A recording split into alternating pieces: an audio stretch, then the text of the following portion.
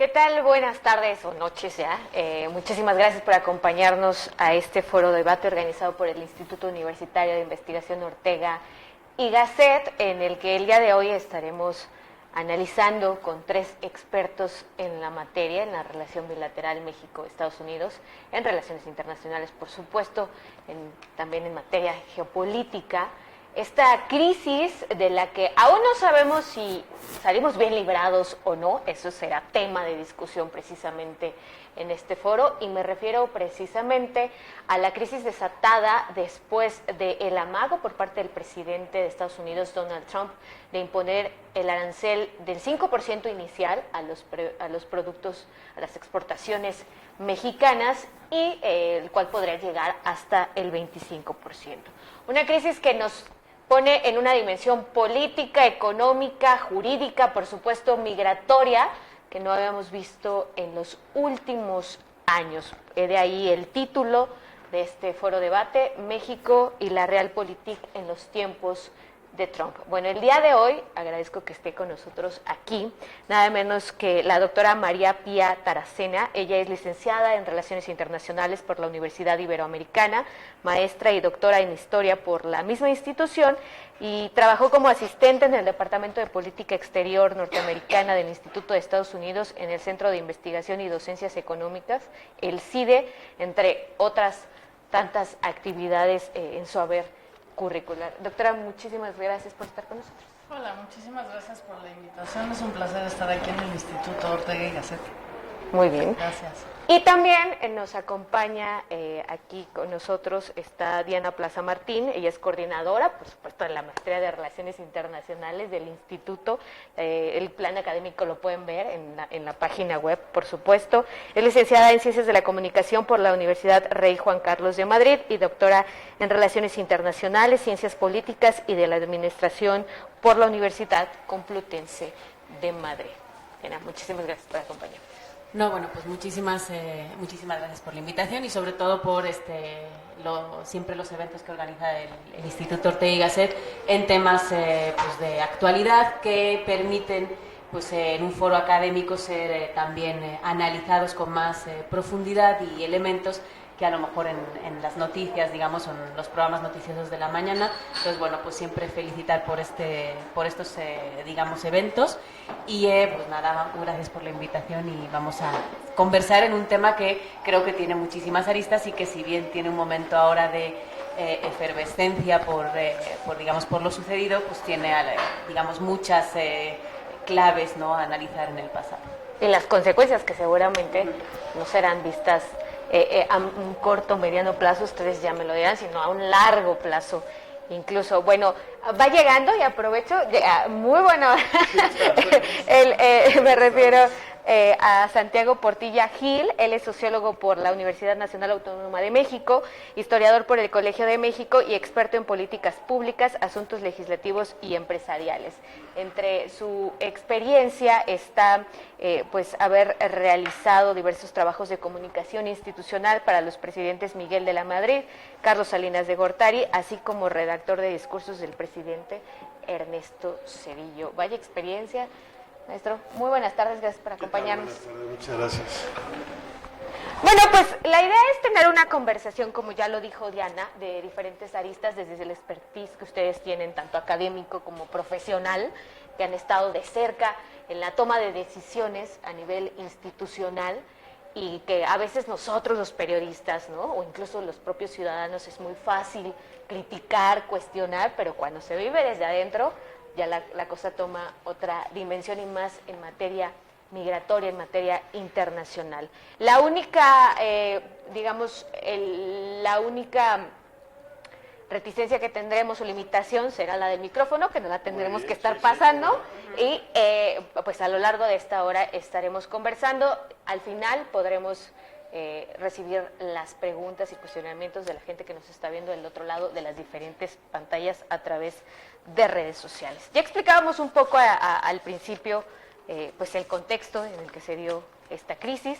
Me gustaría preguntarles desde su perspectiva, si Donald Trump y su amenaza, su amago de imponer aranceles a Estados Unidos está ya puesta sobre la mesa, incluso desde las elecciones presidenciales en las que él resultó ganador en la campaña electoral anterior.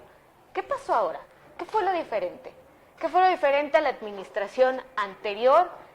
¿Cómo llegamos hasta este punto en el que nos situamos la semana pasada, en el que tenía México puesto los ojos de todo el mundo, pero sobre todo de los mercados internacionales? No sé quién quiera comenzar. Bueno, yo cedo la palabra.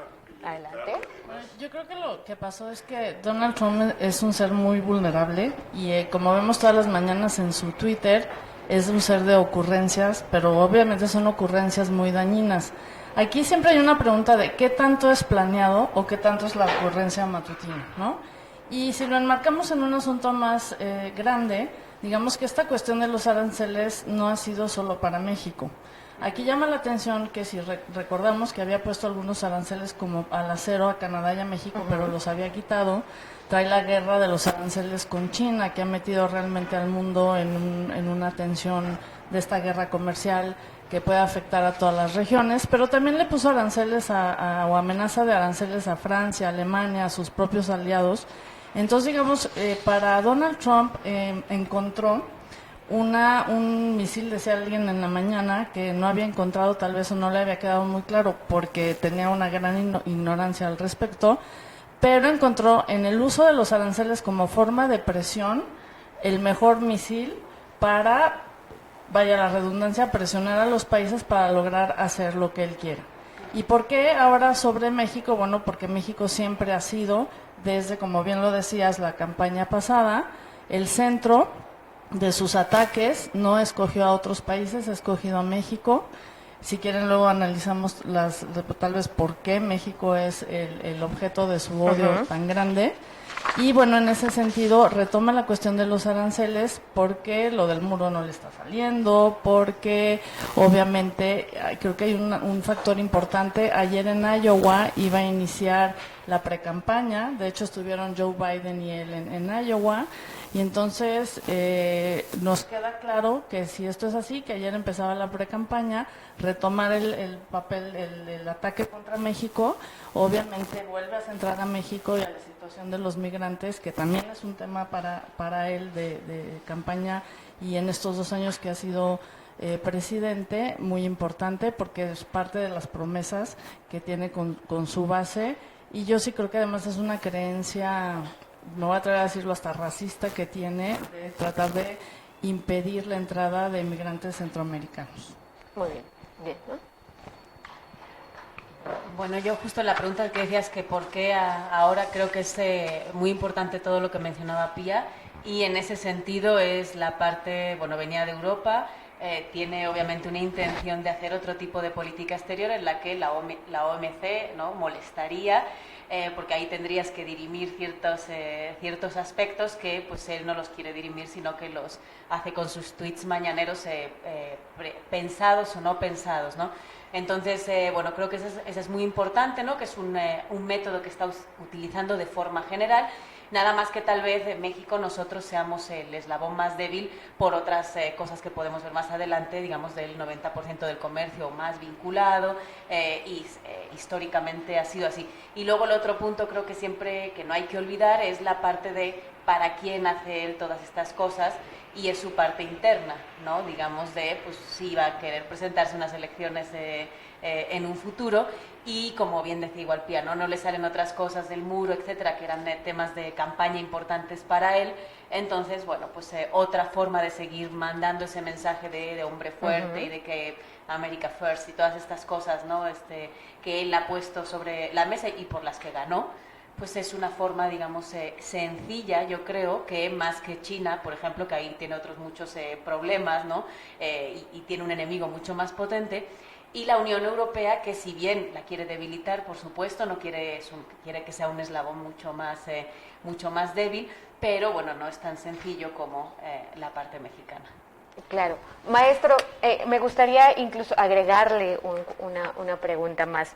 Aparte del panorama que ya nos situaron la doctora y la maestra en cuanto a la situación política que está viviendo Estados Unidos, ¿qué pasa de este lado? ¿Qué pasa de este lado con este nuevo gobierno, con esta nueva política migratoria para que Donald Trump entendiera que México podía ser precisamente ese eslabón débil? Bueno, en efecto, Donald Trump está relanzando su campaña con base en el mismo tema con el que lanzó la primera campaña, con la que ganó la presidencia, es decir, atacar a los mexicanos. Y de este lado lo que ocurre pues es que se generan condiciones que dan la impresión de tener una crisis migratoria. Es decir, el presidente electo mexicano el año pasado habla de que ya no se va a reprimir a los migrantes, sino que se va a establecer una política de migración de puertas abiertas, en donde van a tener visas de trabajo, en donde van a tener empleos, donde se les va a atender, y esto empieza a soltarse, corre la voz en toda América Central, y una voz que llegó hasta África. Y entonces surge el fenómeno inédito hasta ahora de las caravanas migrantes. La primera caravana migrante de octubre del año pasado, existen incluso fuertes sospechas de que pudo haber sido promovida por el propio presidente Trump, porque el presidente Trump empieza a hablar de que nos están invadiendo. Y claro, una política mal pensada, migratoria, del presidente mexicano, que al momento de declarar puertas abiertas en México no se da cuenta de que el presidente norteamericano es un presidente antimigrante, ¿sí? Y que se van a dejar venir montones de personas, y que cuando se dejan venir los reciben muy contentos. Los gobernadores les ponen camiones, en la Ciudad de México se les ofrece dinero y se les ayuda a llegar hasta la frontera. ¿Y por qué a Tijuana cuando el camino más corto era, por ejemplo, a Matamoros o a Ciudad Juárez? ¿Por qué? Porque Tijuana era la frontera más mediática, ¿no? Y entonces aquí tenemos esto. Y tenemos por otra parte a una relación del presidente mexicano con el de Estados Unidos, en donde el presidente López Obrador, cuando fue candidato, hablaba de que iba a poner en su lugar a Trump. Hablaba de que a cada tuit que Trump hiciera, él iba a responder con otro tuit. Y cuando es presidente, ya dice que todo es respeto, pone incluso a votación en un mitin la política exterior diciendo, ¿debemos ser prudentes? Pues claro que sí, todo el mundo dice, debemos ser prudentes, es decir, no debemos decirle nada a Trump. Entonces a mí me parece que lo que está ocurriendo de este lado es una política improvisada, quizás bien intencionada hacia los migrantes, ya no los vamos a reprimir, pero con consecuencias no pensadas que dan la apariencia de una crisis migratoria. El posicionamiento del maestro me da pie a mi siguiente pregunta para ustedes. ¿Consideran entonces que México hasta cierto punto podría haber tenido una responsabilidad de ponerse prácticamente como el blanco de Donald Trump ante una política migratoria no bien pensada o incluso permisiva? Bueno, yo creo que el problema de México con respecto a la migración centroamericana más bien radica en que México carece de una política migratoria en sí per se. Creo que este es un problema que tiene desde que nos independizamos, es una frontera olvidada, siempre estamos comentando en los medios, en la academia, que no hay, digamos, una estructura, unas capacidades del Estado para atender esta migración, que incluso los agentes de migración tratan muy mal a los migrantes centroamericanos casi siempre, a pesar, digamos, que de alguna manera somos la misma estirpe, la misma raza. Recordemos que Guatemala y gran parte de ese territorio pues fueron parte de México hasta la independencia, ¿no? Entonces, creo que ahí es un dilema también histórico muy fuerte que sí hay que poner sobre la mesa, porque finalmente, digamos, esas fronteras abiertas, por carencia de una política migratoria, pues lleva a que ahora tengamos estos problemas. Y aunado a lo que decía el profesor Portilla, creo que también algo muy importante, que es que en Centroamérica hay una crisis también por muchas razones, ¿no? Una de ellas puede ser la baja de los precios del café, que ha afectado a Honduras, a Guatemala. Obviamente ellos, hay que acordarnos que tienen un pacto, que es el pacto C4, en donde los migrantes pueden, los centroamericanos pueden ir entre 4 países, Nicaragua, Honduras, Salvador y Guatemala, libremente. Hay libre movimiento de personas y bueno, eso también facilita las cosas porque hay que poner sobre la mesa, yo lo preguntaba mucho en las redes sociales, bueno, está bien, Donald Trump nos dice, México reacciona, pero ¿qué están diciendo en Guatemala, en Honduras, en El Salvador? ¿Cuál ha sido la postura de México? ¿Qué les dice México a estos países? Porque llegar de Honduras a México, pues pasas por otros países, ¿no? Entonces, ¿qué están haciendo esos países también para detener eso? No es solo responsabilidad de México. Y hasta hoy en la mañana que el canciller dijo que ya había una mesa de diálogo con Guatemala y con Honduras y El Salvador, y a pesar de que tenemos acuerdos y pactos regionales desde antes, finalmente parecía o se daba una percepción que no había un diálogo cercano, porque es un problema que hay que regionalizar.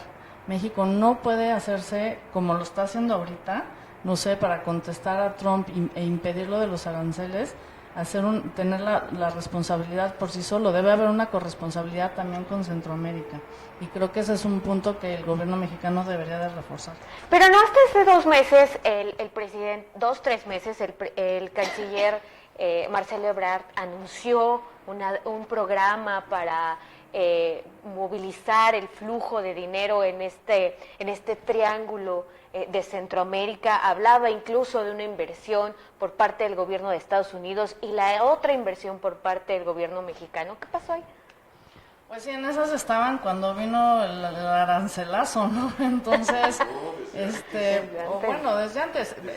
Trump anunció que cancelaba la ayuda humanitaria a Guatemala y a Centroamérica. O sea, voy en contra de la propuesta de México. Sí, pero en ese contexto, el gobierno de México, al presentar este plan, pues obviamente sí incluía también una cierta ayuda de Estados Unidos, que fue lo que de hecho ahorita en los 4 puntos o 5 que sacó el canciller hoy en la mañana, hace notar que sí va a haber un compromiso de Estados Unidos en aceptar este plan de México, ¿no? Que sacaron hace 2 semanas o algo así. Bien. Sí, pues yo creo, bueno, por ahondar en la pregunta inicial que hacías, o la segunda más bien pregunta sobre que la culpa de México en todo esto, bueno, creo que es importante, ¿no?, de México y todas otras regiones, digamos, en cierto sentido con alta población pobre o que vive también violencia extrema, ¿no? Tanto en México como en Centroamérica, pues los gobiernos, es decir, empezamos con, no suelen incluso impulsar casi a que te vayas, es decir, habría que ver un poco qué políticas se hacen para que eso no suceda, pero mientras prefieres que se vayan porque, pues primero, hay algo importante que es te mandan remesas y alivian también la situación de, pues ahora sí que de sus allegados o de su entorno en este punto. Entonces, creo que es fundamental lo que mencionaba Pía de esa frontera que no se ha cuidado nunca, que no existe, o sea, dado caso que la quisieses cerrar, no la puedes cerrar, ¿no? Y en este sentido ahora podríamos estar hablando, como mencionaba el maestro, de esa parte pues de una política buena en términos de derechos humanos. Creo que es clave lo que dice el canciller sobre no tuvimos aranceles y conservamos la dignidad, es decir, esa parte moral que creo que se tuvo siempre con los migrantes y que fue lo que pasó con las caravanas, incluso con la que le tocó a Peña Nieto, que primero dijo, ok, vamos a, o sea, sin migración pero ordenada, vamos a pedir pasaportes, etcétera. Es obvio que no puedes pedir pasaporte a la caravana, no lo tienen, vienen en unas condiciones que no son pues mínimas en ese sentido. Entonces también se les dejó pasar y luego pues se les ayudó a llegar al norte. Claro, cuando tú estás en un contexto que los discursos de odio están de moda, no solo en Estados Unidos, sino en otras partes de Europa, con la extrema derecha en alza, y es lo más sencillo para que el discurso de odio abone, es el migrante, es decir, es el otro que viene pues a quitarte trabajo, que suba la violencia, es decir, que es el otro que es un peligro, ¿no? Es lo más sencillo, históricamente podríamos decir, pues casi que se lo das en bandeja, ¿no? En este sentido, pues es un poco hay que aprender a lo mejor como a jugar ajedrez, ¿no? Algo más de estrategia porque te acercas a una posición muy complicada, sobre todo por quien está gobernando en el norte, ¿no? Que podemos en términos reales decir, bueno, Obama deportó mucho más gente, ¿no?, que su antecesor, pero por lo menos el discurso no era entonces a lo mejor creías que había un margen mayor a la negociación y no, bueno, estos órdagos, digamos, que da el presidente de Estados Unidos por la mañana.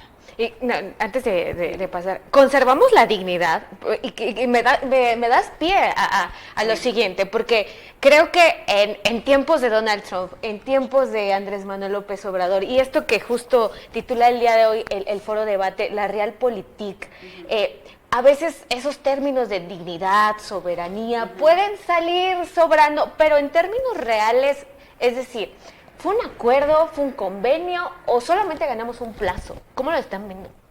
Pues bueno, yo creo que el tema de la dignidad, es decir, la moral en la política, que es algo que es, bueno, pues una carta de este gobierno también, pero creo, y me pueden equivocar, o sea, que es algo también de la política internacional mexicana, que ha funcionado diferente a interior, pero exteriormente siempre tenía esa parte más pues de derechos humanos, en fin, ¿no?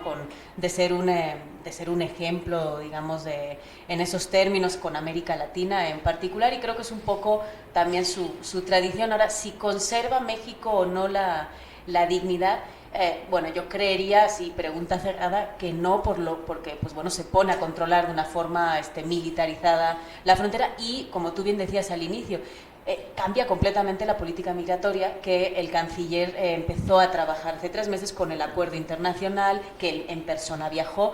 Entonces, no, si hay alguien que te está diciendo, no, cambias toda tu política migratoria, sea la que fuere, mejor por supuesto que no creo que se pueda llamar dignidad, porque te está diciendo, te quita la soberanía, digamos, sobre las decisiones de tu país.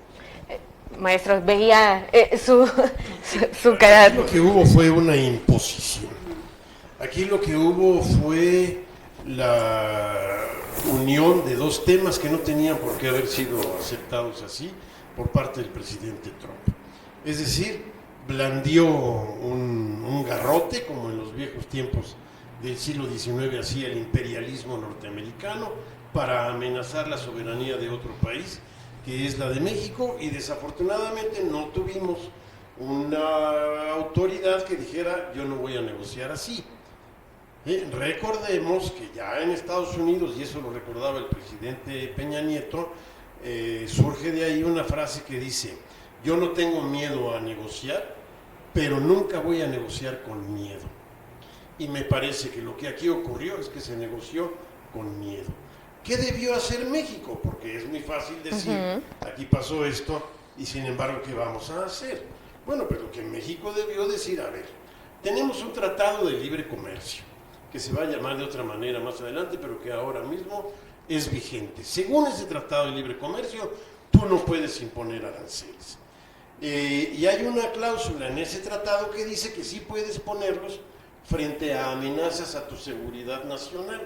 Bueno, México no es de ningún modo una amenaza a la seguridad nacional norteamericana, porque somos socios y amigos, ¿sí? Y así queremos mantenerlo. Y tercero, no puedo aceptar que tú me amenaces con poner aranceles cuando lo que quieres es hablar de migración. Entonces, yo voy a interponer la legalidad del Tratado de Libre Comercio, la legalidad de la Organización Mundial de Comercio, la legalidad del Congreso norteamericano, la política tanto del Partido Demócrata como del Partido Republicano, la política con la Unión Europea, la política con el Fondo Monetario Internacional. Ahora, entiendo tu inquietud migratoria, en efecto hay un problema, ¿sí? Pero entonces, aquí tú tienes esto, y yo no voy a negociar bajo amenaza. Si el presidente Trump dice, yo te voy a imponer los aranceles el lunes, que era todo este plazo perentorio, ¿no? Pues ponlos. ¿Qué es lo que podía pasar? La Organización Mundial del Comercio pone un máximo de aranceles de 3%. Trump amenaza con otro 2%. Bueno, igual se podía haber detenido un poco el flujo comercial en la frontera, pero imponer aranceles tampoco es de un día para otro. Esto también es un proceso. Y mientras tú estás en ese proceso, estás apelando a todas estas instancias. Y entonces resulta que no solo México, el mundo entero está cansado del bullying. Ya no quiere a este agresivo, ¿sí? Y México, en ese caso, hubiera tenido el apoyo de los demócratas en Estados Unidos, de varios republicanos que ya estaban diciendo que lo iban a parar en el Congreso, de la OMC, de la Unión Europea, es decir, incluso pudiste haber recurrido a China, a Rusia, etcétera. Hubieras tenido, López Obrador perdió la oportunidad de convertirse en un líder. América Latina entera hubiera estado contigo. México adentro, incluso los que están en contra de López Obrador, los que lo critican tanto, hubieran estado a su favor si hubieran visto una actitud digna.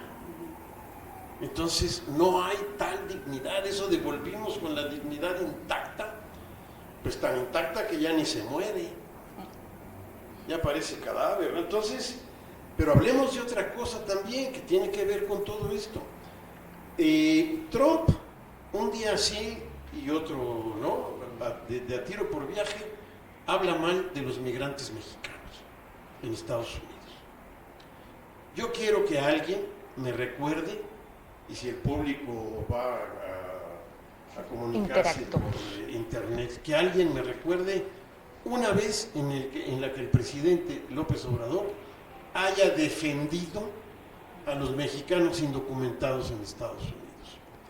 Por cierto, una de las prioridades de la política exterior mexicana tradicionalmente ha sido la defensa de los mexicanos en el exterior. A eso se dedican los cónsules. Eso es lo primero que aprenden los embajadores. Eso es lo que dice, creo que incluso la Constitución, hablando de política exterior. Y sin embargo, este presidente mexicano nunca, jamás, no sé si cuando fue a Estados Unidos a hacer campaña, pero aquí en México jamás ha dicho una palabra en defensa de la honorabilidad de los trabajadores mexicanos indocumentados en Estados Unidos. Nunca ha dicho una palabra en defensa de la aportación importantísima que hacen esos trabajadores desde el punto de vista económico en Estados Unidos. Entonces, la dignidad, yo no veo dónde está esa dignidad, ni la defienden la dignidad de los mexicanos. Los acusa de criminales, los acusa de narcos, los acusa de violadores, los acusa de invasores, y no hay una sola defensa. Nunca en la historia reciente de México la defensa de los mexicanos en el exterior había estado tan ausente ni había sido tan débil. Entonces, perdóname que no puedo pensar más que desde otro punto de vista.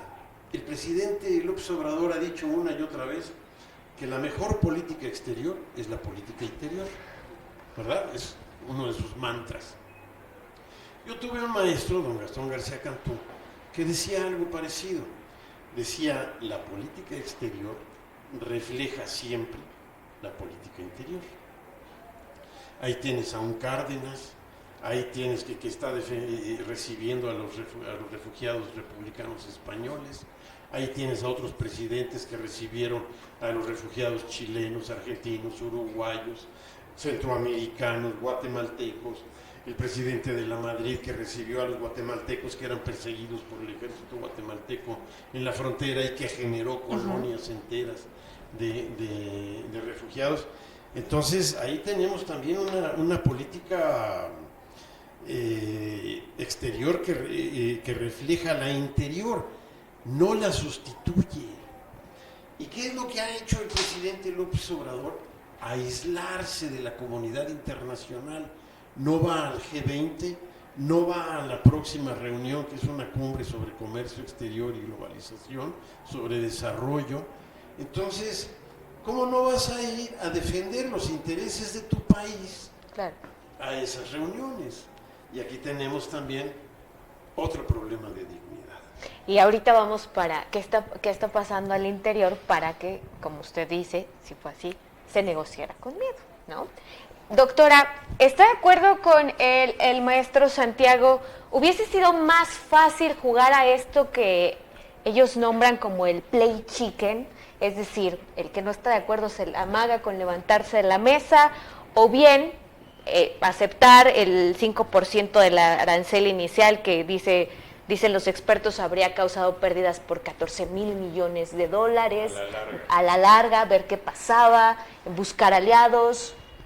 Sí, totalmente de acuerdo. Yo creo que no fue una postura muy digna. Estoy de acuerdo con Diana, con el profesor Portilla. Pero ¿no sería irresponsable por parte del gobierno de Andrés Manuel López Obrador? Yo creo que no, porque finalmente, y él puso un punto en la mesa muy interesante, que era una oportunidad para poner un liderazgo cuando todo el mundo está cansado de este buleador, ¿no? De este señor presidente buleador Donald Trump. Entonces yo creo que sí perdimos una oportunidad de decirle, bueno, a ver, pon los aranceles y a ver qué hacemos. Y si hubieran tenido que entrar a una negociación muchísimo más intensa, obviamente, para evitar en otros foros como la OMC la cuestión de que realmente pudiera aplicar los aranceles sin que tuviera un costo para Estados Unidos. Creo que al ser un buleador, Donald Trump lo que hace es tirarte sobre las cuerdas y a ver cómo reaccionas. Y yo me acuerdo de un libro que escribió hace algún tiempo un ex embajador de Estados Unidos en México que se llama Jeffrey Davidow. El libro se llamaba El oso y el puercoespín. Yo sé que a mucha gente no le gusta que nos comparemos con un puercoespín, a mí no me molesta, pero creo que era el momento del puercoespín para enterrarle una espinita al pie del oso y decirle, a ver, conmigo no te metas, pon los aranceles que quieras y nos vemos en estos otros espacios.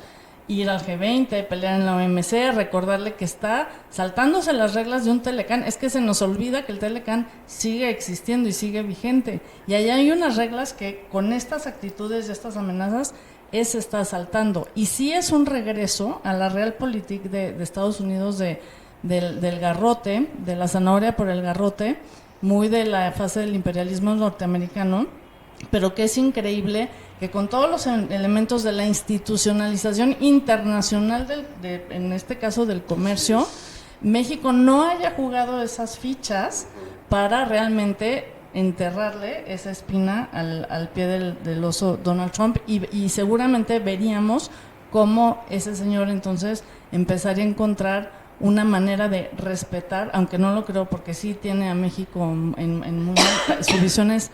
Sí tiene una influencia racista muy importante que hay que subrayar, pero bueno, decir, a ver, conmigo no te metes, soy lo suficientemente... México es una potencia media, por Dios, ¿no?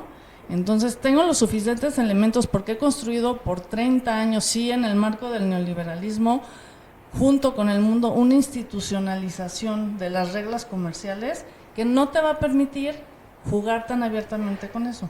Y no lo hicieron así. Ahora, doctora, aprovecho, usted es experta justo en la relación bilateral México con Estados Unidos y por eso al principio les decía, ¿cómo llegamos hasta aquí?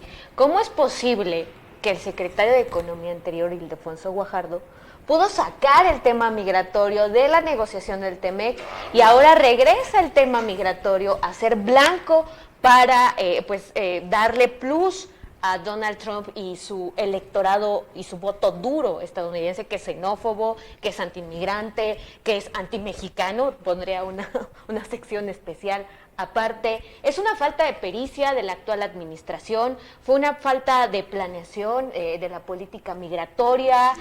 ¿Qué Yo creo que finalmente es una decisión del propio presidente, porque es el propio presidente el que debe de decidir esas cosas. Entonces, ahí la verdad, pues saber eso no lo vamos a saber, pero obviamente se intuye. Y también llama mucho la atención que esa negociación la haya llevado el canciller de Relaciones Exteriores. Y, a ver, es un tema de migración y no está Gobernación ni está nadie de migración. Y es un tema de aranceles y tampoco está alguien de la Secretaría de Economía como tal, sino es muy interesante también el proceso interno, porque entonces todo el liderazgo lo lleva el canciller Marcelo Ebrard y obviamente a mí se me antoja que es una postura directa del presidente, de decir, evitemos eso, y eso es lo que yo creo, ¿no? ¿Por qué? Porque no quiero pelearme con Donald Trump, no sé por qué le teme tanto a Donald Trump.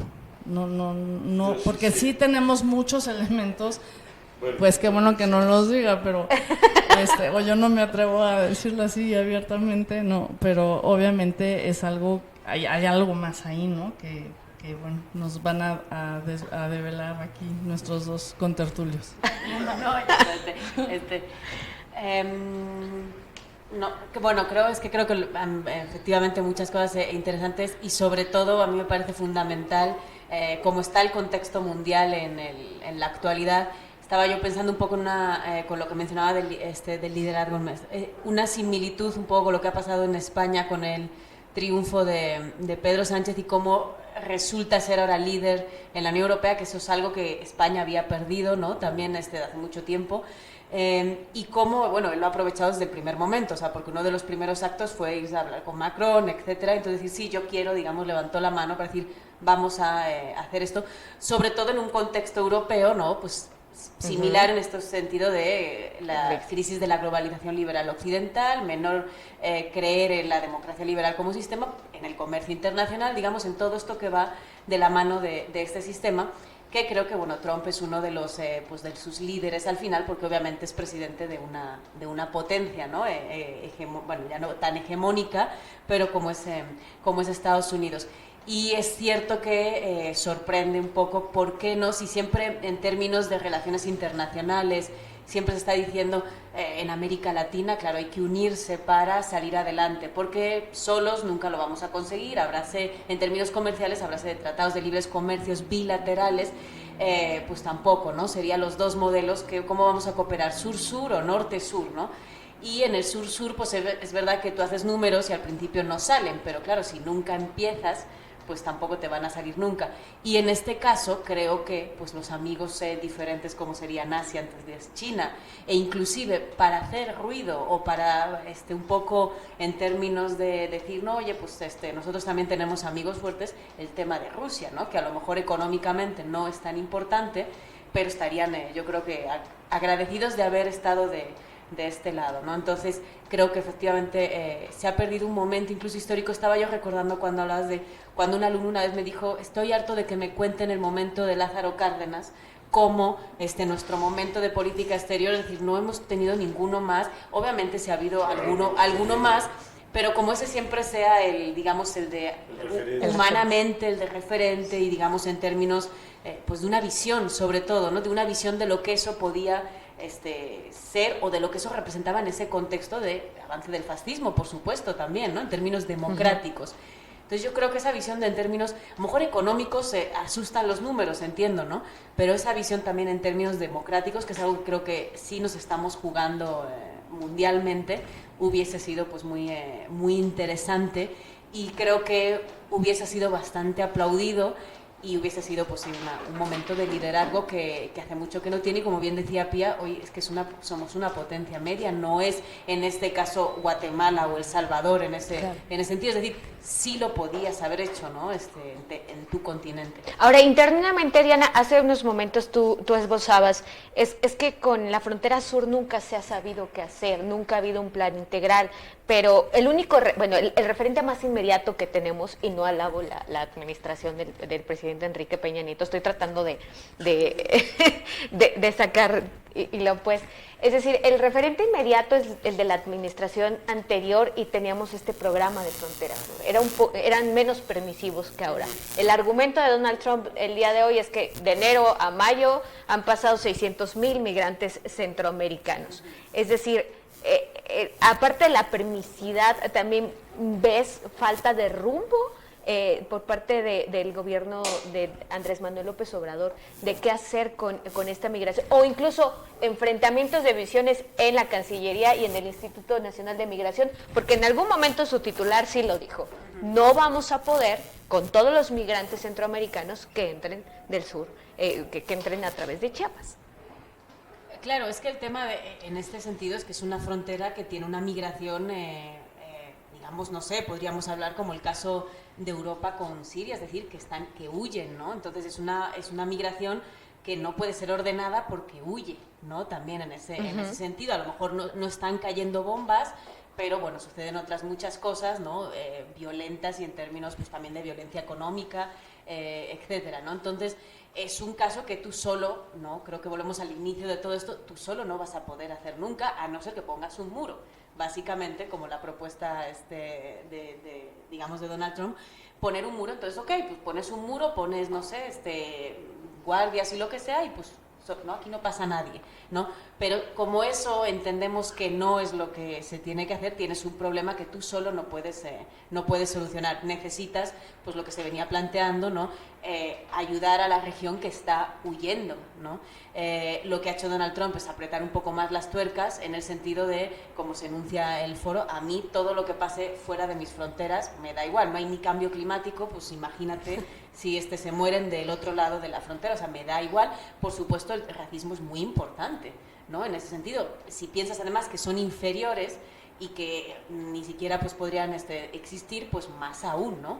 Entonces, en ese sentido, la frontera sur no ha sido controlada, tampoco, digamos, México lo podía hacer un poco en términos de lo que estaba también pidiendo en el norte, ¿no? Es decir, al final ese paso pues, sobre todo en ciertas épocas en México, bastante importante de mexicanos que ya ha bajado bastante, ¿no? Entonces tiene ahí muchos problemas para controlar esa frontera y por supuesto en la actualidad no es un problema que pudiese hacer solo México, es un poco, yo creo que se ve en la Unión Europea, ¿no? Es decir, los países a donde llegan físicamente diciéndole a los demás, oigan, no puede ser el mío porque sea el que esté cerquita, esto es un problema de todos, porque si no la que yo puedo hacer es que, bueno, pues les pongo un camión, ¿no?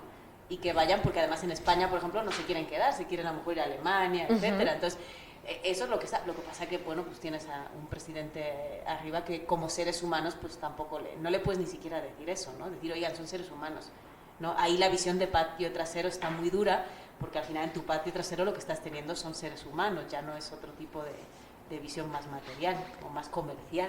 Claro, bien. Ahora sí, maestro, ¿por qué Andrés Manuel López Obrador le teme a Donald Trump?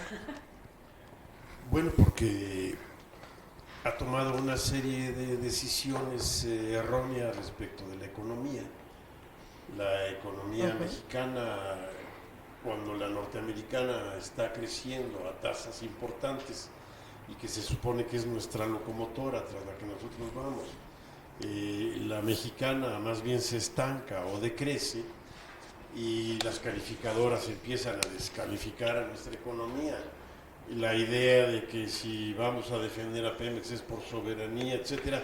Hay una serie de decisiones que debilitan la posición negociadora de México, que cuando Trump dice te voy a imponer un arancel, pareciera como si fuera la puntilla de la economía mexicana. Entonces el presidente, en esa debilidad de negociación, se apanica y dice me van a tirar la economía, y si me tiran la economía a una recesión en la que el dólar se vaya a 25 o 30 pesos, en donde la economía decrezca, en donde la inflación se me dispare otra vez, en donde ya no tenga yo dinero para darle a los programas con los que yo quiero regalar dinero, etcétera. Yo creo que eso fue lo que apanicó al presidente y perdió de vista el contexto más amplio de la relación México-Estados Unidos, el contexto incluso histórico de México-Estados Unidos, porque tiene razón la maestra Diana. La historia internacional de México no es solo Cárdenas. México, todavía en los años 90 del siglo pasado, era clasificado por las Naciones Unidas como el país que mejor seguía las indicaciones de las propias Naciones Unidas, de la Asamblea General de las Naciones Unidas. Es decir, había un liderazgo mundial, internacional de México, incluso hasta el sexenio pasado, incluso en los dos sexenios anteriores al pasado, y desde luego en los del siglo XX. Entonces, a mí me parece que eso es resultado de una política aislacionista y de suponer que tú no tienes por qué tener una política exterior porque la mejor política exterior es la interior. Pues no es cierto. Eso no puede ser así. Tú necesitas alianzas, tú necesitas salir al mundo, tú necesitas, bueno, no ha ido ni a Centroamérica, ahora sí que en un sentido no ha ido ni a Venezuela, ¿no? O sea, no ha ido ni a Argentina, no ha ido a Chile, no ha ido ¿a dónde quieres? Bueno, a España además ya mandó una carta exigiendo perdón. Entonces, vaya, yo creo que aquí hay un gobierno desorientado internacionalmente y que cuando el bully, el presidente de la potencia más grande del mundo, lo amenaza, pues pierde. ¿Y qué es lo que hace? Va a Tijuana a ofrecer su mano extendida, cuando lo que debió ser no era un puño, como él dijo, no ofrezco yo un puño cerrado, era espérate tantito, alto, a México no le puedes hacer esto, no puedes tratar así a esta potencia que además está prevista para estar en un nivel más alto dentro de 20, 30 años. O sea, no es así. Claro. Por eso le tiene miedo el presidente López Obrador. Pero no quiero terminar esta parte sin decir que esto no ha terminado, esto no ha hecho más que empezar. ¿Sí? Y dentro de 45 días o dentro de 90 días, cuando se va a evaluar si México ha hecho su tarea o no ha hecho su tarea, todavía en ese momento México podría decir, a ver, espérame tantito, no acepto aranceles por migración, perdóname, o tratamos la migración por un lado y los aranceles ni los metas, porque además es incongruente por parte de Trump, que por un lado le está exigiendo a su Congreso aprobar el nuevo tratado de libre comercio y por otro lado quiere imponer aranceles que justamente los tratados de libre comercio evitan. Bueno, ya le dictó línea incluso al Congreso mexicano, ¿no? Bueno, aprueben el ya el tema. mexicano también me va a obedecer. O sea, esto es un trato que un país soberano no puede aceptar. Y respecto de lo que decía Diana, la soberanía incluye el control de las fronteras. Ustedes son muy jóvenes para saberlo, pero hace muchos años, cuando un guatemalteco se quería meter a México, y entonces un agente fronterizo o aduanal mexicano le decía, a ver, espérame, ¿tú de dónde eres? Yo soy mexicano. Ah, ¿eres mexicano? A ver, cántame el himno nacional. No. Entonces se aprendían el himno nacional. Y entonces les decían un albur y el otro se quedaba quietecito. No podía decir una grosería mexicana, ¿me entiendes? O sea, esto era muy artesanal porque en la frontera entre Chiapas y Guatemala, la gente simplemente cruzaba el río de un lado a otro. Claro, en Guatemala está el Cristo de Esquipulas, el Cristo Negro de Esquipulas. Y en Chiapas hay muchos fieles del Cristo Negro de Esquipulas. Entonces iban en procesión a verlos y regresaban. Y los agentes les iban haciendo pruebas. A ver, canta el himno nacional, a ver, dime esto, dime aquello, de dónde eres, cómo se llama tu familia. O sea, no era el pasaporte, no era la visa, no era un documento, pero eran algunas pruebas que demostraban de dónde eras y decían, no, espérate, aquí no pasas. Ahora, que les pregunten por qué están entrando a México. Hasta octubre, la entrada de los centroamericanos pues, era individual, familiar. ¿No? Entraban en grupos de 3 familias, 2, 5, 10 personas. Y ahora entran en caravanas. Entonces, pues eso obviamente configura una crisis. ¿Y a dónde van esas caravanas? ¿Vienen a la Ciudad de México? ¿Van a Yucatán? ¿Quieren ir a Veracruz? No. Van a trabajar en el Tren Maya, ¿no? Van a Estados Unidos. Entonces, bueno, a ver, ¿por qué estás entrando a México? Por aquí no puedes. Vete por otro lado, vete por el mar, vete por el Golfo, no sé, vete por otro lado. Los cubanos se están yendo a Nicaragua para de ahí subir, porque los cubanos tienen un trato privilegiado en Estados Unidos. Si un cubano entra por tierra a Estados Unidos, automáticamente tiene derecho a una visa y a derecho a trabajar. Si llega por mar, no. O sea, Cuba está muy cerca de Miami, pero eso es entrar por mar. Si entran por mar, los regresan. En cambio, si llegan a Matamoros o llegan a Ciudad Juárez o a Tijuana, donde sea, entran por tierra, automáticamente tienen derecho a entrar. Pero si tú los detienes en la frontera y dices, ¿y por qué estás en México? ¿A qué vienes a México? ¿Vienes a hacer turismo? ¿Vienes a trabajar? ¿Vienes a ver parientes, amigos? ¿No? Eso sería tener un control soberano, porque nuestro presidente habla mucho de la soberanía, por eso detuvo las inversiones privadas en Pemex y por eso detuvo las inversiones privadas en la Compañía Federal de Electricidad, aunque nos estaban dando la luz más barata del mundo. Doctora, en este plazo perentorio son 45 días, con un acuerdo que aún no sabemos bien a bien todos sus puntos, ¿no? Usted lo decía fuera de grabación, Donald Trump muestra, en la era de la posverdad, muestra una hoja que en realidad era parte del acuerdo que se hizo público. Bueno, aún no sabiendo bien a bien qué fue todo lo que se negoció, ¿México podrá cumplir con las imposiciones impuestas por parte de Estados Unidos en estos 45 días? Y si no es así, ¿qué se puede esperar de la política migratoria de nuestro país a corto plazo? Bueno, yo creo que primero decir que sí llama muchísimo la atención que un gobierno que no ha aceptado la evaluación de los maestros acepte la evaluación, la peor evaluación de todas, que es la de Donald Trump, ¿no? Entonces, primero, eso es de sorprender, ¿no? Porque finalmente, a ver, como decía el profesor, no creemos, obviamente, en las evaluaciones, pero esta sí la acepto. No creo en la inversión privada, pero acepto estas presiones, ¿no?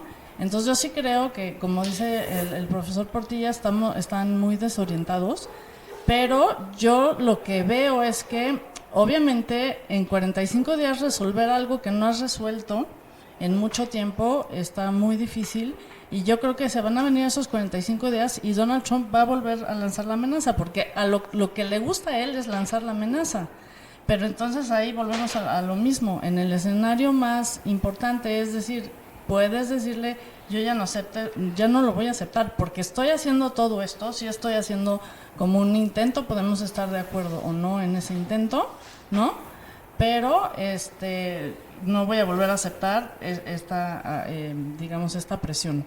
Finalmente lo que estamos viendo es una certificación comercial, una certificación de aranceles para la cuestión migratoria, y eso debe ser inadmisible por este gobierno.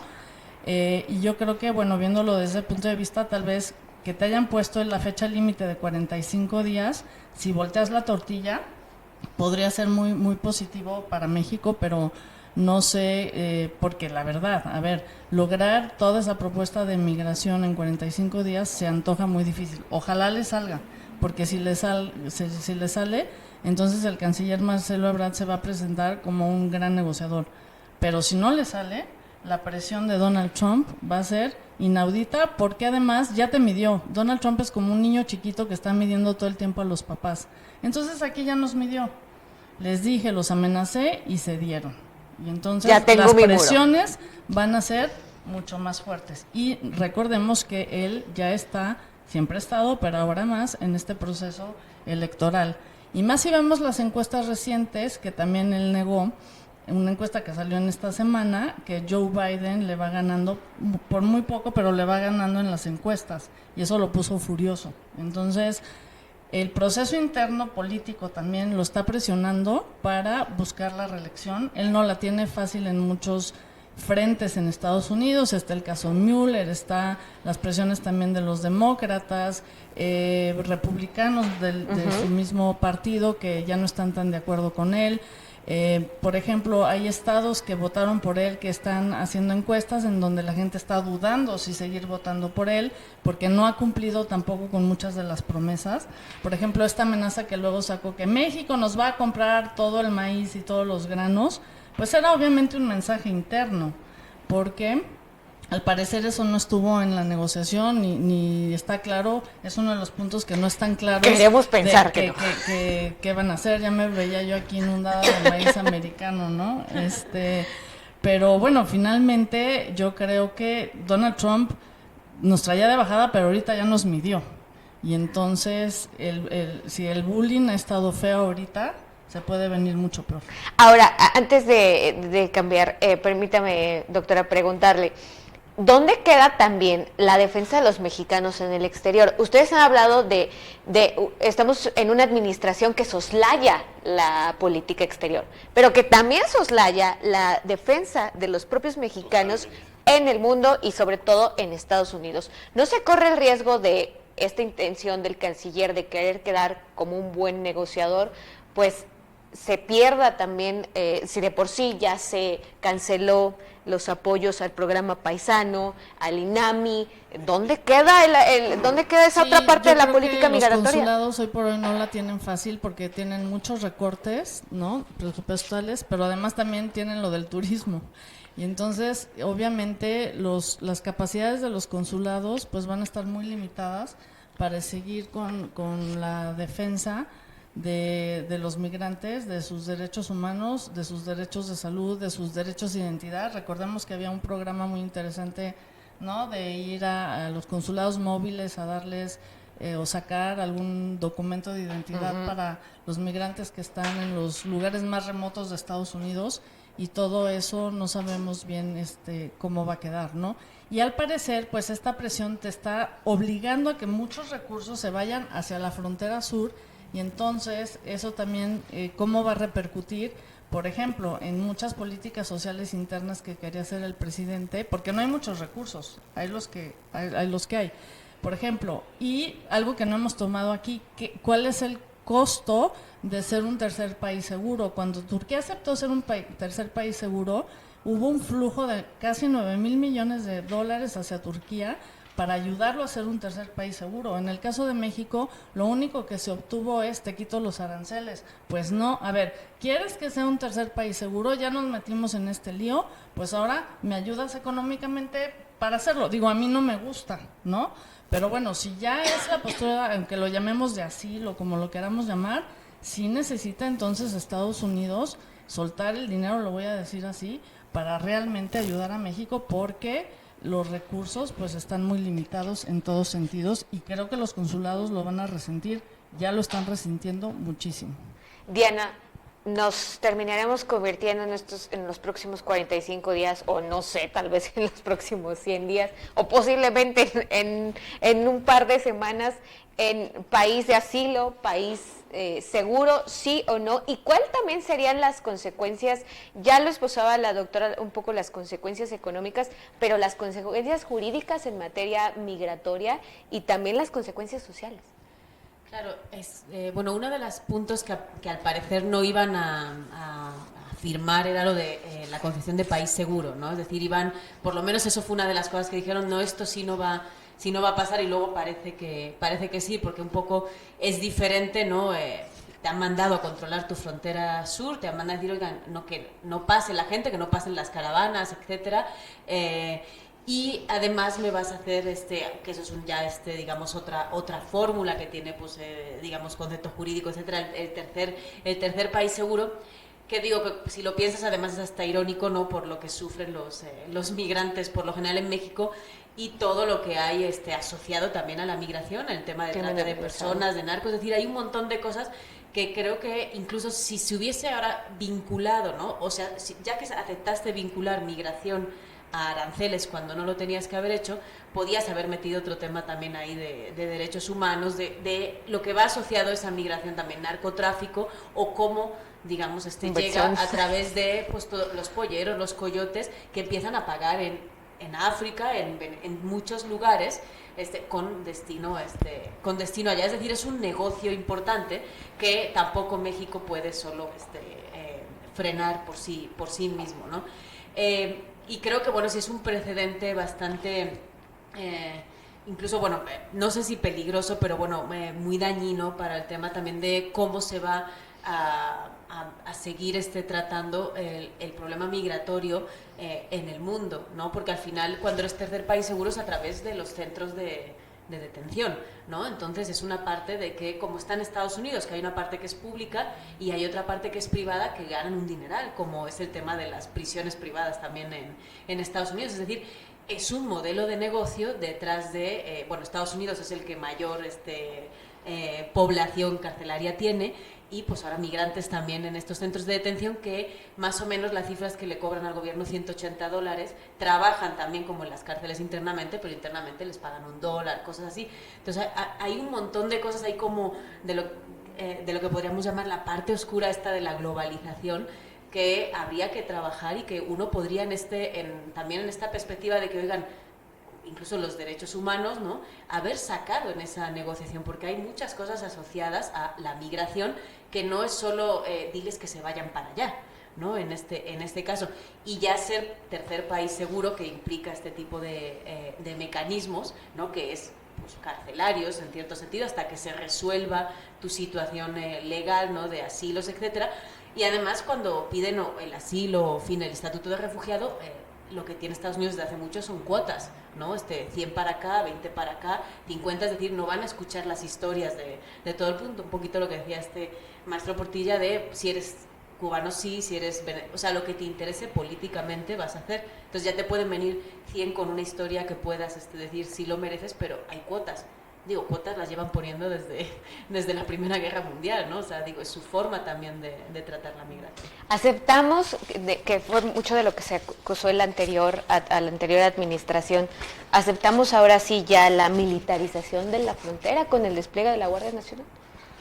Hombre, yo creo que sí, ¿no? Es decir, hay que llamar las cosas también como son, o sea, y nos podemos entrar al debate de qué es la Guardia Nacional hoy, ¿no? Yo creo que nos lo podemos ahorrar un poco, ¿no?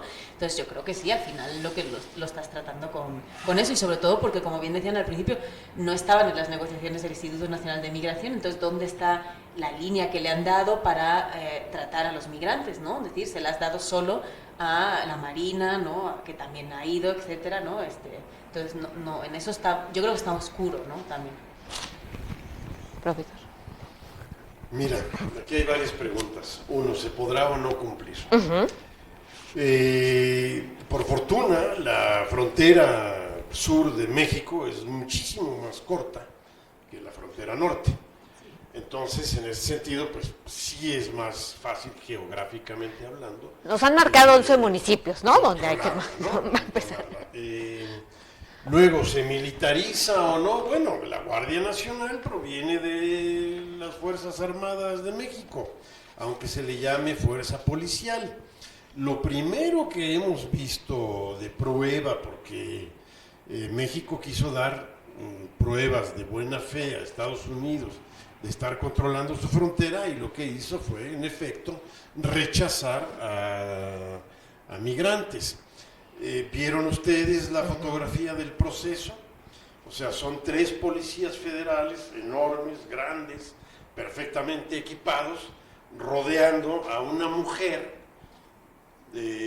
con cara de miedo, que tiene a un niño pequeño en los brazos, llorando, y a otro como de 8 años con pánico, llorando también. Esa imagen solita acaba con la autoridad moral que México pueda tener para defender migrantes. Incluso los suyos. Bueno, pues, o sea, si México dice, como además se los dijo curiosamente Porfirio Muñoz Ledo, ¿verdad? Este es un doble lenguaje, este es un doble discurso. Por un lado, pides que traten bien a los mexicanos en Estados Unidos, y por otro lado maltratas a los centroamericanos que llegan. Ese ha sido siempre el reproche a la política exterior, a la política migratoria de México respecto a los migrantes centroamericanos, que queremos que los traten bien a los nuestros allá arriba, y maltratamos, extorsionamos, violamos, hacemos trata de personas, en fin, todo con los que entran ahí abajo. Entonces, si hay militarización, sí puede haber un control, pero también existe otro riesgo. La política antimigratoria de Donald Trump, y desde antes de Estados Unidos, todo este reforzamiento de la policía migratoria de Estados Unidos, y ahora este afán de control de México, Lo que ha hecho es que está cambiando a los protagonistas de la migración ilegal, es decir, a los polleros. Antes eran los polleros, digamos, tradicionales o artesanales, más o menos configurados en bandas criminales, pero ahora es el crimen organizado. Ya es el crimen organizado, y el crimen organizado es el crimen organizado internacional. O sea, que puede tener que ver con no solo con el narcotráfico, sino también con el propio terrorismo. O sea, Estados Unidos y Trump específicamente, con esta obsesión antimigrante como discurso electoral, lo que está propiciando son mayores riesgos de seguridad para Estados Unidos, pero también para México. Y un gobierno mexicano que va a querer militarizar y controlar más la frontera, se va a enfrentar al mismo riesgo. Muy bien. Si me permiten, hay preguntas por parte de la gente que nos está viendo a través de redes sociales. Las menciono y ustedes Claro. quien quiera contestar. Primero, ¿ustedes consideran que el escenario al haberse aplicado las tasas arancelarias que se amenazaban podría haber favorecido a México? A ver, favorecido propiamente no, pero también hubieran perjudicado muchísimo a Estados Unidos, a ciertos sectores de población de Estados Unidos, que por cierto son partidarios normales de Donald Trump, y entonces, pero tampoco es que hubiera sido la catástrofe que, por ejemplo, el licenciado Ebrard ha querido hacernos creer que evitó. Insisto, las reglas de la Organización Mundial del Comercio, ¿sí?, hablan de un arancel máximo de 3%. Si Donald Trump hubiera podido imponer uno de 5%, pues sí, hubiéramos perdido, los productos mexicanos se hubieran vendido más caros en Estados Unidos, pero eso hubiera perjudicado a los norteamericanos. Y también aprovecho para mencionar otra cosa que han estado diciendo algunos analistas. Ante los aranceles que amenaza Trump, México también debería imponer sus aranceles a los productos norteamericanos.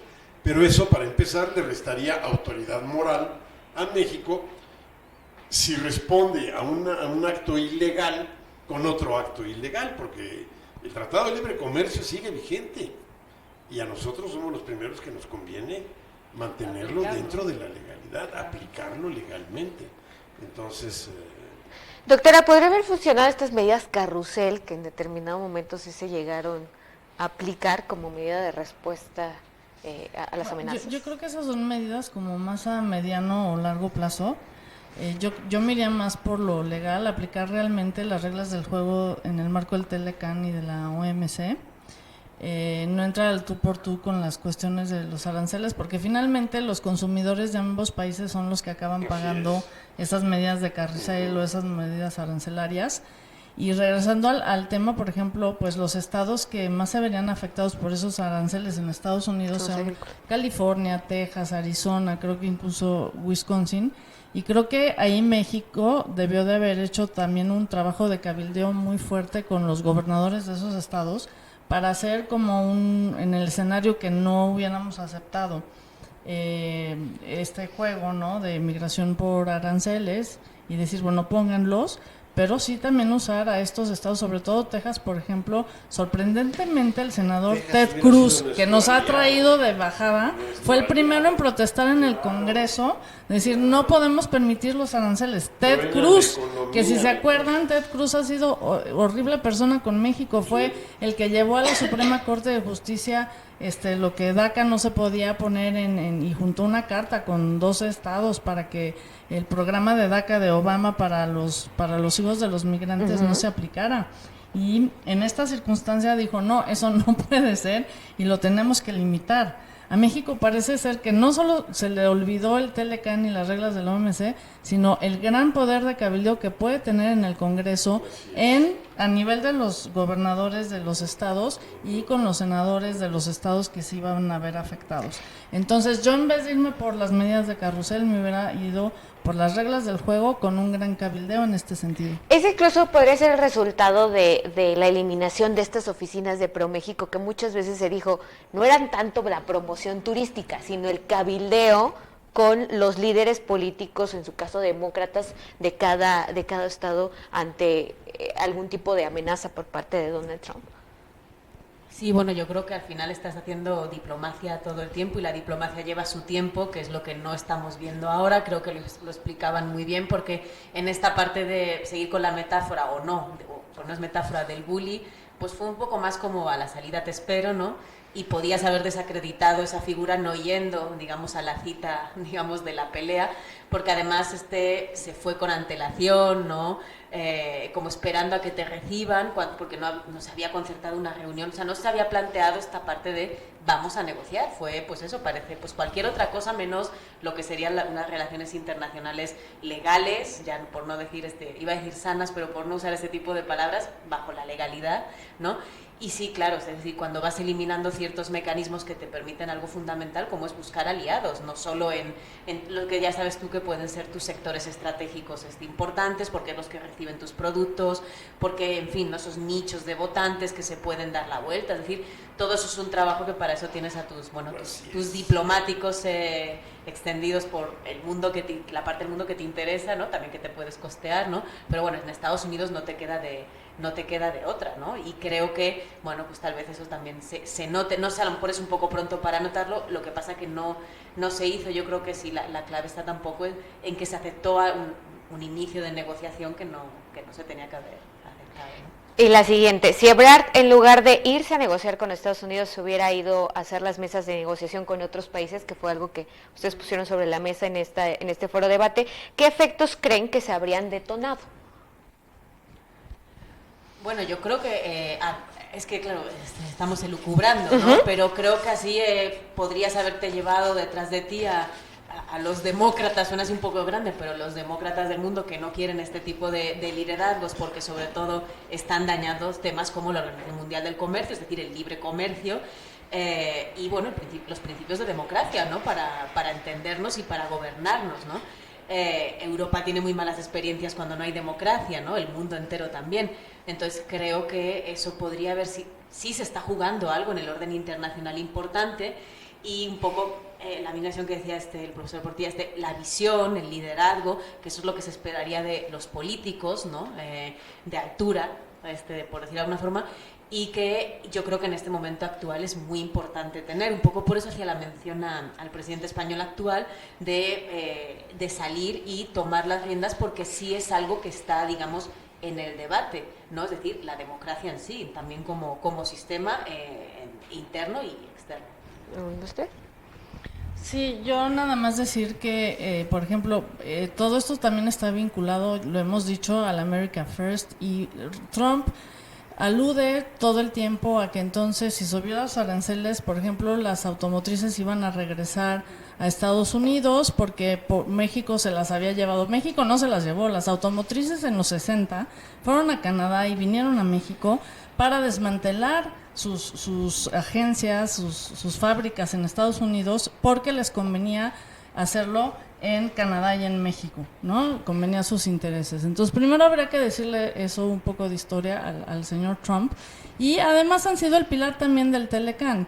Siempre tenemos esa figura de un asiento de un automóvil en la que el respaldo los Estados Unidos, el asiento México y otra parte de Canadá, ¿no? Entonces, se le olvida también la trilateral, y yo creo que ahí también México podía tener un grupo de presión aliado muy fuerte, porque es una gran mentira eso de que America First se va a lograr, al menos en ese sector, y yo creo que haciendo una campaña de publicidad muy grande en el propio Estados Unidos, enterando a los norteamericanos de cuántos productos trilaterales consumen todo el tiempo, pues sí pudiera haber generado una opinión pública que también sirviera de presión para al menos cobijar una decisión negativa frente a la andanada o al torpedo de los aranceles. Yo creo que sí se le tiene que no tener miedo a Donald Trump, sino encontrar los elementos de hablarle al tú por tú para detenerlo, porque finalmente los buleadores cuando los enfrentas los detienes, y si no, pues entonces te va a seguir tirando al piso y te va a seguir golpeando, y yo creo que eso no lo podemos seguir permitiendo. Ok. Sí. A manera de conclusión, me gustaría que me dijeran cómo visualizan ustedes los llamados 45 días que realmente llevan, creo que quedan como 40, 39, ¿no? Sobre todo considerando lo que ustedes decían. Vamos a hacer la materia prima de bullying de Donald Trump de aquí a que posiblemente se reelija o no, eso lo decidirá el pueblo estadounidense, pero contemplando también la política interna.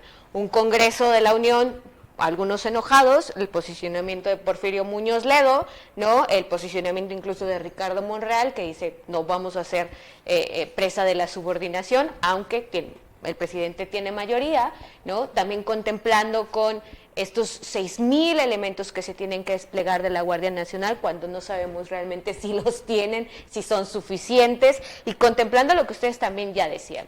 Posiblemente tenemos una situación económica que un arancel del 5% no lo hubiéramos podido paliar. Profesor. David y Goliat. ¿Quién es más popular? David. Pues ese es el efecto que México pudo haber tenido. Este Goliat es un boleador, es un Goliat absolutamente repudiado en el mundo entero. Entonces se dejó pasar la oportunidad. Va a venir un segundo round a fuerza. Y Donald Trump va a sacar otra vez el mazo, ¿sí? Para golpear. Bueno, pues será una nueva oportunidad para enfrentar al bully, para enfrentar al buleador. Yo lo que espero, ¿sí? Y aunque pienso que este gobierno es, en general, ha mostrado mucha ineptitud, pero yo esperaría que, bueno, que saque un poquito la casta y que logre separar los asuntos migratorios de los asuntos arancelarios, ¿sí? Y que recurra a la política y a la diplomacia. Está olvidada. También el cuerpo diplomático ha sido golpeado. A ver, ha sido golpeado el cuerpo de salud, el sistema de salud mexicano. Ha sido golpeado el cuerpo educativo. Ahora están quitándole también los incentivos incluso a los investigadores. Ha sido golpeado toda la institucionalidad que había para combatir los incendios forestales.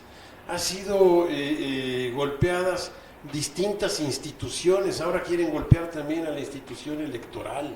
Y también está bajo asedio el cuerpo diplomático mexicano, incluidos los cónsules en Estados Unidos. Bueno, pues todas esas instituciones supuestamente influidas o copadas por el neoliberalismo, pues son las que están faltando y hacen falta para salvar la dignidad de México. Doctora.